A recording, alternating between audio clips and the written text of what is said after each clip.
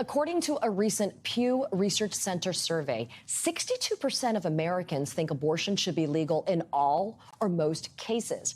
And in 2020, the vast majority of abortions, 93% in fact, occurred during the first trimester. Despite this obvious support for reproductive rights, there continues to be a sweeping uprise of Republican-led bills banning and restricting abortion access across the United States. But this week, conservatives in 2 red states gave signs of hope for solidarity and resistance. Republican senators in both Nebraska and South Carolina helped block abortion bans from passing in their conservative states. Now abortions remain legal in those 2 states until 22 weeks of pregnancy. For South Carolina, this is the 3rd time a strict abortion ban has failed in the Republican-led chamber since Roe was overturned last summer. And 5 women, notably the only women in the chamber, spent 2 full days filibustering the proposal after the bill passed the House. One of those lawmakers, State Senator Sandy Senn, criticized the Senate's male majority for pushing these debates on abortion. The abortion laws have always been, each and every one of them, about control. It's always about control, plain and simple. And in the Senate, the males all have control. We, the women, have not asked for, as the senator from Orangeburg pointed out yesterday, nor do we want your protection. We don't need it.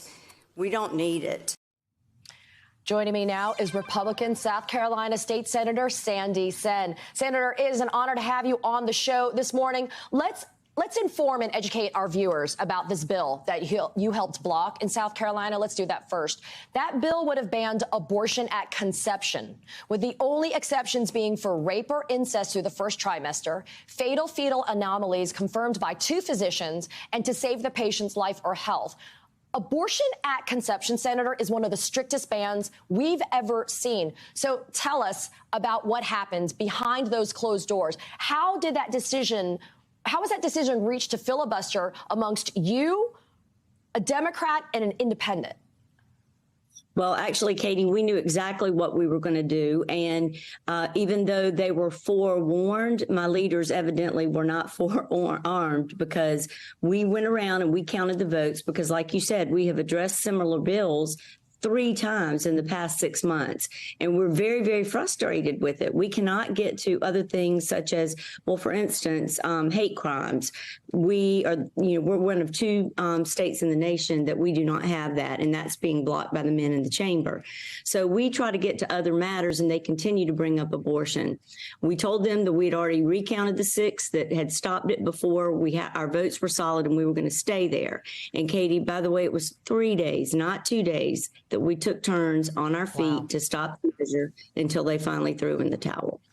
Well, sometimes it takes the women to make sure that the work gets done. You know, Senator, you previously stated that you support the idea of having divisive issues like abortion being put on the ballot to allow the voters to decide. But I got to ask, how realistic do you think that option is for a referendum at this time in South Carolina? It's not. I mean, we've raised it over and over again, and it wasn't just the women. I have to be fair. Thankfully, 3 of my male Republican colleagues crossed the aisle to stand with us. You know, they have daughters, they have wives, and everybody in that chamber, all those men, 41 men, some of them are young, and they're taking these positions that are just so radical.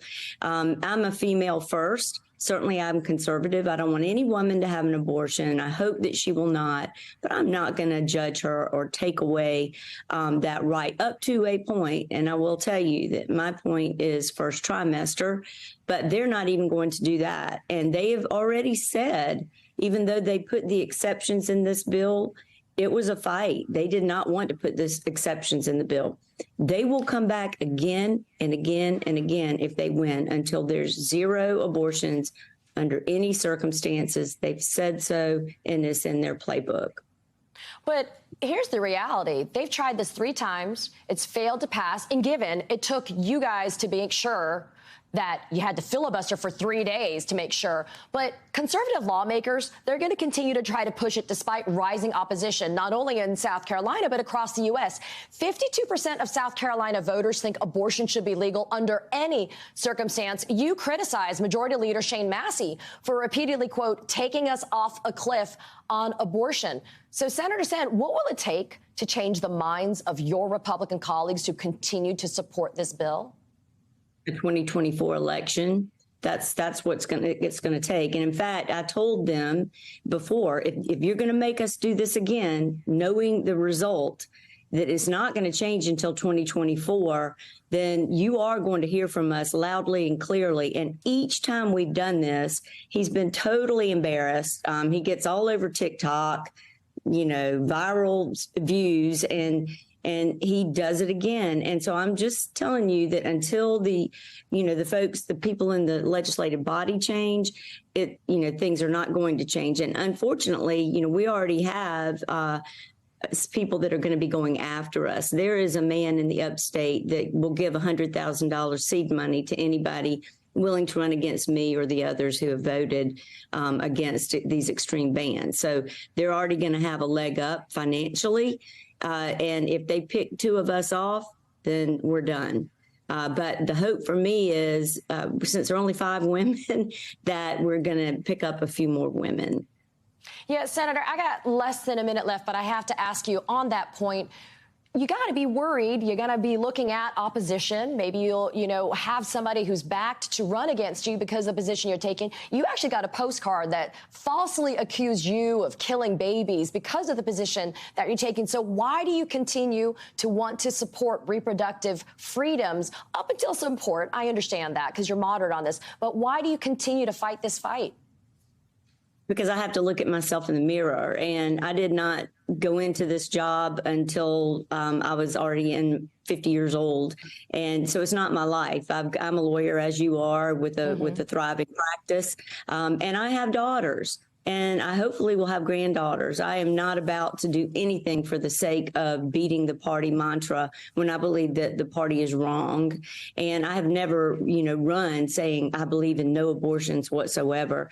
The definition of pro-life to me is, well, I heard a professor say one time that if you describe the abortion issue in 2 words, you're ignorant. And he's correct about that.